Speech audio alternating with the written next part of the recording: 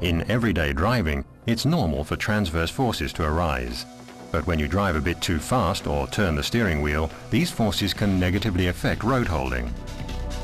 But the electronic stability program ESP nips that in the bud by controlling the brakes, if necessary the engine, and if need be the transmission as well.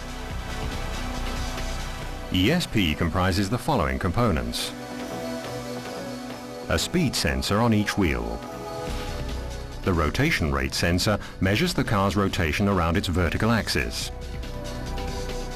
The steering angle sensor registers the driver's steering intention.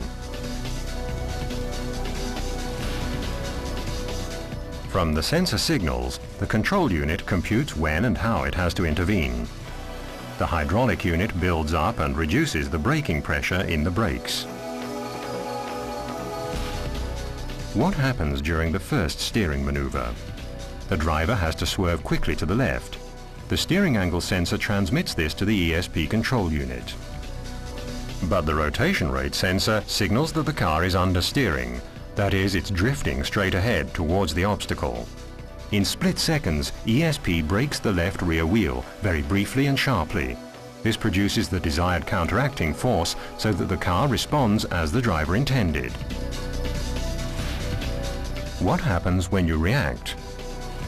When you pull the wheel over to keep the car in the left lane after avoiding the obstacle, the car tends to oversteer and the rear end tends to break away to the left. The torque to the right is higher than the driver wants. In this case, ESP brakes the left front wheel. The torque is reduced. Instead of going into a skid, the car stays on course, thanks to ESP.